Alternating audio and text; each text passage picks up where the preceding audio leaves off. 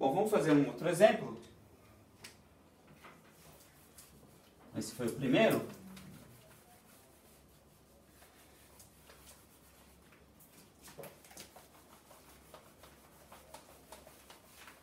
A ideia vai ser absolutamente a mesma. O que a gente vai ter que fazer aqui é escolher quem são as funções trigonométricas que eu vou lidar. Tá? O próximo exemplo é esse aqui. 1 sobre x2 mais a2 dx. Tá? Esse é o exemplo que a gente vai tratar agora. Eu lembro que uma integral parecida com essa era essa aqui, dx, x² mais 1, que a gente, das informações de derivada da arcotangente, sabe que a derivada da arcotangente é 1 sobre x2 mais 1, portanto a gente conseguiu lá atrás garantir que a integral dessa função era a arcotangente de x mais uma constante, tá certo? Com o que eu vou fazer aqui, a gente vai fazer essa integral agora, que aqui no lugar de 1 aparece a², e o método que eu vou utilizar aqui vai servir também para chegar à conclusão de que a integral daquela expressão ali é arcotangente de x, tá certo? Então, a primeira coisa que eu vou fazer, aqui eu vou chamar a atenção para uma outra coisa, que eu tenho aqui uma função racional, onde o denominador é um polinômio de grau 2 irredutível, ou seja, esse camarada não tem raiz real. Eu não consigo escrever esse polinômio como um produto de dois fatores lineares, tá certo? Ou seja, aqui eu tenho uma soma de quadrados que em R é sempre maior, estritamente maior que zero, tá certo? Depois a gente vai ver num outro vídeo que são as integrais por frações parciais, quando o denominador, ou quando eu tenho uma função racional onde o denominador pode ser fatorado. O método a ser utilizado vai ser outro, tá certo? Bom, voltando aqui para a integral de interesse, eu tenho agora aqui uma soma de quadrados. Bom, soma de quadrados no seguinte sentido, uma função ao quadrado mais uma constante ao quadrado. Qual dessas identidades trigonométricas que se aproxima disso aqui nesse sentido? Eu observo que é essa integral, que eu tenho uma função ao quadrado mais uma constante, no caso 1 ao quadrado. Então, ou seja, a minha mudança aqui naturalmente vai ser x tangente de θ, na verdade multiplicado por uma constante, porque eu preciso ter aqui embaixo algo parecido com o que aparece aqui em cima.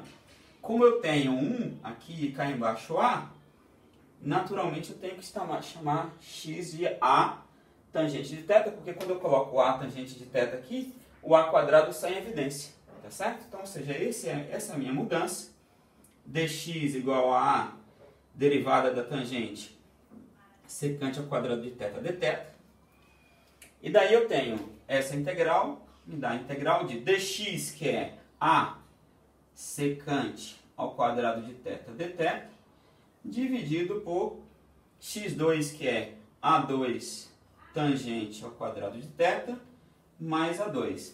Aqui eu relembro que, como eu estou supondo que x se escreve como função de θ, eu estou pressupondo que essa função é invertível, então, ou seja, o θ aqui varia entre menos π por 2 e π por 2, tá certo? Essa é a região onde essa mudança faz sentido. E daí eu continuo com a minha conta, eu vou fazer na lousa do lado, isso aqui vai ficar a integral de a secante quadrado de θ dθ. Coloco o a² em evidência, lembra que por isso que eu chamei esse a x de a tangente, para que eu pudesse colocar o a² em evidência e aparecesse aí a minha identidade trigonométrica. Quando eu coloco o a² em evidência, aqui fica tangente ao quadrado de θ mais 1. Ou seja, isso aqui é a integral de 1a de cima cancela com o de baixo, então fica 1 sobre a secante quadrado de θ dθ, e a tangente quadrado de θ mais 1 é secante ao quadrado de θ. Tá certo? Então isso aqui é igual a 1 sobre a integral de dθ, que é 1 sobre a integral de dθ é θ mais uma constante. Tá certo? E nesse caso aqui em particular não vou nem precisar do triângulo retângulo, porque a única coisa que aparece como função de θ é a própria função identidade, ou seja, isso aqui é 1 sobre a. Como x é a tangente, então eu tenho que tangente de θ é x sobre a, o que implica que θ é arco tangente de x sobre A. Eu substituo isso aqui lá na frente. Arco tangente de x sobre A mais uma constante. E essa é a solução do meu problema, tá certo? Eu observo aqui que no caso em que A vale 1, que eu tenho essa integral, eu obtenho exatamente como resultado o arco tangente, que era o que eu esperava. Perfeito? Esse é um exemplo mais. Vamos fazer um terceiro. Observa que no primeiro exemplo a função trigonométrica que escolhi foi a seno. No segundo estou escolhendo como a tangente. E agora eu vou usar uma outra identidade para resolver a próxima integral. Eu acabei apagando aqui essas identidades, eu vou reescrevê-las. Tangente quadrado de θ mais 1 igual a secante quadrado de θ. Certo? O exemplo 3 que eu vou tratar vai ser o seguinte. Integral de 1 sobre raiz de x quadrado menos 1 dx. Perfeito? Vamos lá de cá também.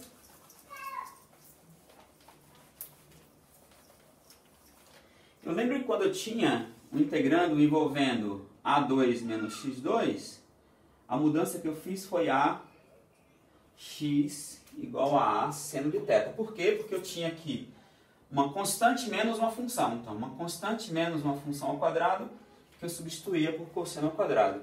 Observe que agora, nesse caso, eu tenho o oposto do que aparece aqui. Eu tenho uma função ao quadrado menos uma constante ao quadrado. Essa mudança já não vai me servir, porque se eu fizer x como sendo o A que vale 1, nesse caso, porque aqui também é 1, então se eu fizesse x igual a seno de θ, eu teria seno ao quadrado menos 1, que é menos cosseno ao quadrado, que não faz sentido dentro da raiz. Tá certo? Então, ou seja, a mudança que eu vou ter que fazer aqui é inspirada na identidade de baixo, porque olha só, quando eu escrevo aqui embaixo essa identidade dessa maneira, tangente quadrado como sendo secante ao quadrado menos 1, o que me aparece é exatamente uma função ao quadrado menos uma constante. Portanto, a minha mudança natural aqui é x igual a secante de θ. Como x igual a secante de θ, dx é a derivada da secante, secante vezes tangente dθ. Certo? O diferencial de x é a derivada disso em relação a θ, então da secante de θ de θ vezes a diferencial de θ. Então isso aqui fica a integral de o dx é secante de θ, tangente de θ dθ, sobre raiz secante quadrado de θ menos 1. Isso aqui dá integral da secante de θ, tangente de θ dθ. E aqui embaixo, como isso aqui é secante quadrado menos 1, isso vai dar tangente ao quadrado, que ficaria em módulo, só que por conta do intervalo que eu escolho para essa mudança, que o θ vai variar no intervalo de 0 a π por 2, unido com π a 3π por 2. Tudo bem? E observo que dentro, depois vocês podem verificar que esse, de fato, é essa região onde essa secante admite inversa. Então, dentro dessa região, a tangente é positiva, então a tangente quadrada que aparece aqui dentro vai se escrever simplesmente como tangente. E daí eu tenho a integral de secante de θ dθ, que é novamente uma integral trigonométrica daquelas que a gente resolveu no vídeo passado. Eu não vou refazer aqui, mas depois vocês dão uma olhada e veem que a integral da secante se escreve como ln de secante de θ mais tangente de θ mais uma constante. Certo? Bom, finalmente eu tenho agora que escrever essa expressão em termos de x. Bom, eu tenho ln, o secante de θ vale x, mais a tangente de θ. Eu preciso agora ver como que eu escrevo tangente de θ em função de x. Vou precisar novamente do triângulo retângulo. Então aqui eu vou pegar o θ, eu tenho a mudança secante de θ igual a x. Eu lembro que secante é 1 sobre cosseno, então isso aqui é hipotenusa dividido por cateto adjacente. Então eu posso chamar a hipotenusa de x e o cateto adjacente de 1. Esse camarada eu chamo de 1. Bom, e aí eu uso agora novamente a fórmula de Pitágoras e escrevo isso aqui como sendo raiz de x2 menos 1. Tá certo? Ou seja, o quadrado desse é a soma do quadrado desse com o quadrado desse. Tá? E daí eu tiro agora a tangente de θ. Tangente de θ é cateto oposto por cateto adjacente. Cateto oposto, raiz de x2 menos 1. Cateto adjacente vale 1. Então, ou seja, a tangente de θ é raiz de x2 mais 1. E essa é a resposta, mais uma constante. Tá certo? Ou seja, esse terceiro exemplo aí, eu precisei da mudança x igual a secante de θ. Tá certo? Essa é a resposta. Perfeito. Para concluir esse vídeo, eu vou agora fazer uma aplicação desse método de substituição trigonométrica para resolver o seguinte problema. Tá? Eu vou botar aqui como exemplo 4. E esse exemplo vai estar lá nas notas que estão disponibilizadas em PDF. Então eu quero encontrar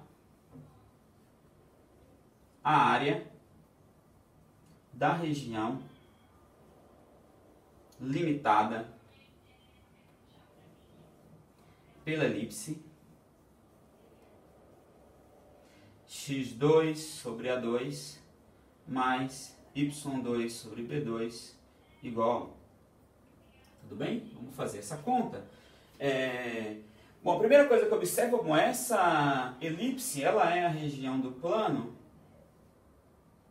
né, dada por esse objeto aqui, certo? Ou seja, aqui eu tenho A, aqui eu tenho menos A, aqui eu tenho B, e aqui eu tenho menos B. Tá? Menos B. O que eu quero fazer aqui é encontrar a área dessa região limitada por essa curva, tá certo?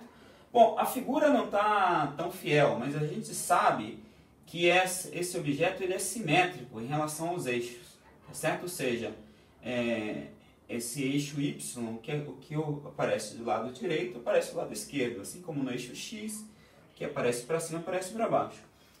Eu posso usar essa informação para fazer o seguinte, bom, como esse objeto é simétrico, se eu pegar essa área achurada aqui, essa área ela vai ser 1/4 da área total.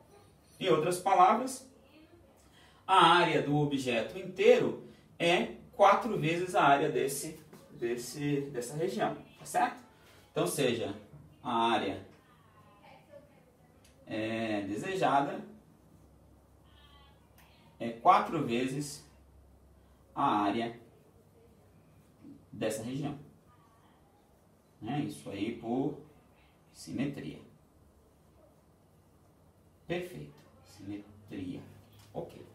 Bom, o que eu vou fazer aqui? O que eu vou fazer aqui agora é o seguinte. Pega essa equação, eu vou isolar y como função de x.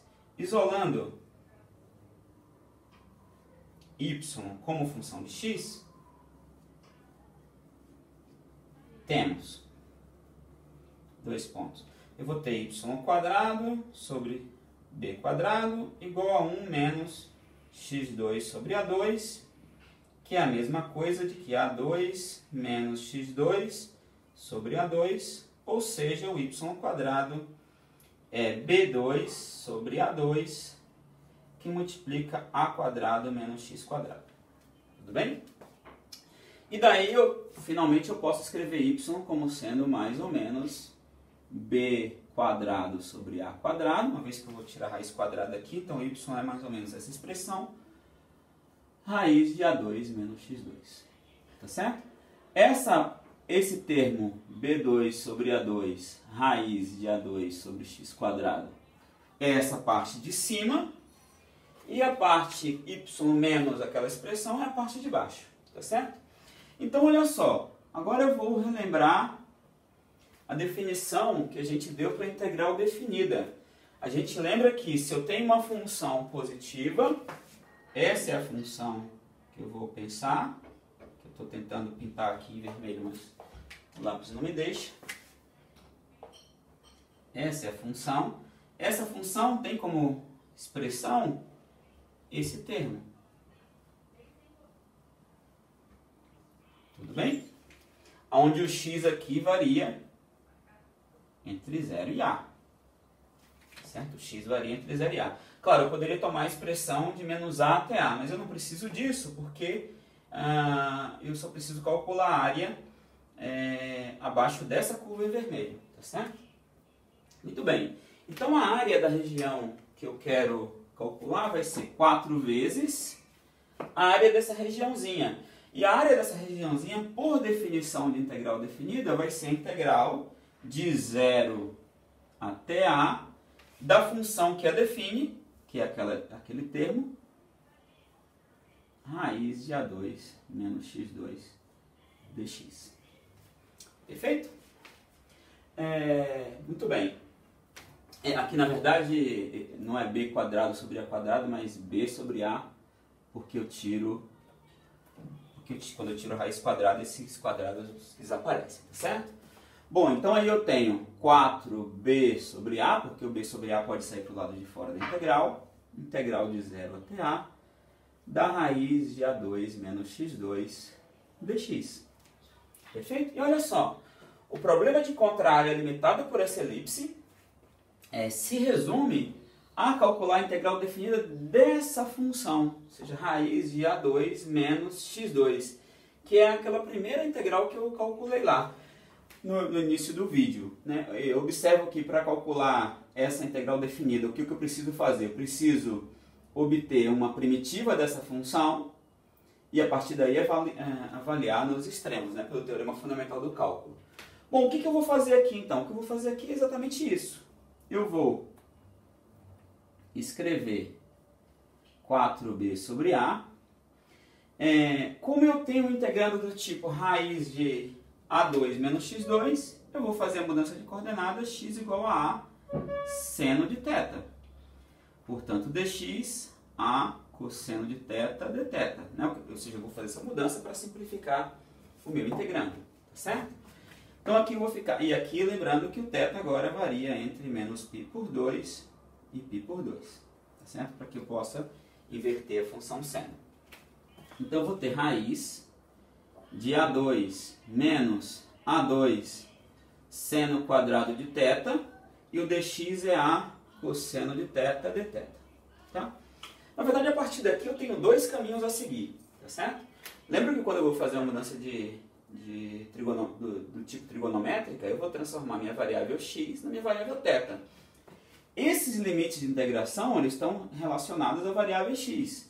Os limites de integração aqui não serão necessariamente os mesmos, porque como isso aqui reflete a variação em x, a variação em θ não tem por que ser a mesma. Né? Bom, como é que eu reescrevo agora essa integral definida em termos de θ? O que eu vou fazer aqui é usar a informação dada pela minha substituição trigonométrica. Quando x vale 0, então eu vou ter 0 igual a seno de θ. Dentro desse intervalo eu tenho θ igual a 0, ou seja, o seno vai ser 0, simplesmente em 0, então aqui o limite inferior, nesse caso, se mantém o mesmo. Por outro lado, quando x vale a, eu vou ter a igual a seno de θ, o que implica seno de θ igual a 1, o que implica dentro desse intervalo θ igual a π por 2. Portanto, o limite superior aqui agora é π por 2. Tá certo? Ou seja, eu transformei essa integral definida, que é uma integral em relação a x, numa integral em relação a θ pela substituição trigonométrica, e aí eu ajustei os limites de integração para que eu possa, a partir daqui, fazer toda a conta em relação à variável θ. Como eu quero encontrar essa integral definida, eu não vou precisar, nesse caso, voltar para a variável original. Tá certo? Bom, seguindo com o cálculo, eu vou ter 4b sobre a, integral de 0 a π por 2, de a quadrado cosseno quadrado de θ dθ, que foi a conta que a gente fez no início do vídeo. Né? Isso aqui dá dá A cosseno, com esse A cosseno dá A quadrado, cosseno quadrado. Ou seja, eu tenho 4AB, integral de 0 até π sobre 2 do cosseno quadrado de θ dθ. E isso vai ser 4AB. Uma primitiva para essa função, a gente viu lá que é o θ sobre 2 mais seno de 2θ dividido por 4. E eu tenho que fazer é avaliar essa primitiva em π por 2 e em 0. Como eu estou calculando a integral definida, eu não preciso da constante arbitrária. Tá certo? Ou seja, essa conta aqui de achar essa primitiva foi o que a gente fez no início do vídeo. Quando eu avalio essa função em π por 2, eu vou ter, vou repetir aqui o 4AB. Então, avalio essa função no π por 2, eu vou ter π por 4 aqui, e seno de π, que é 0, então não aparece, menos essa expressão no zero, que vai dar 0. Então, ou seja, eu tenho πAB como resposta. Ou seja, a área da região que eu quero, que é a região limitada pela elipse, é πA vezes B. Certo? Essa região no interior da elipse. Tá certo? Eu observo que quando A e B são iguais, né, que é o caso particular em que a elipse no fundo é um círculo, tá certo? De centro na origem e raio A. Então eu tenho a área igual a πA quadrado, ou seja, que é a área do círculo que a gente está acostumado a ver desde o ensino médio, que a área é π vezes o raio ao quadrado, tá certo? Então com isso aí eu fecho essa parte de substituição trigonométrica. Uma coisa que eu posso observar aqui, para concluir, é que na passagem dessa daqui para cá, onde hoje eu tenho os limites de integração, né, uma vez que aqui dependia da variável x e aqui agora é na variável θ, eu poderia também ter feito o seguinte: eu faço essa conta à parte, ou seja, calculo a integral indefinida de raiz de A2 menos x2, resolvo em θ a partir da substituição trigonométrica. Depois disso eu levo para a variável x e daí eu não preciso ajustar os limites de integração, tá certo? Então são duas maneiras de lidar com esse problema aí, tá certo? Com isso a gente termina esse vídeo e a gente se vê na próxima vez. Um abraço.